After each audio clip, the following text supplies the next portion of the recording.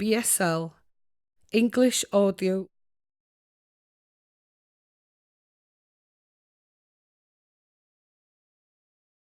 Birth before the NHS. This instrument is used to listen to an unborn baby's heartbeat. It probably dates to the 1940s, when most babies were born at home with the help of a midwife.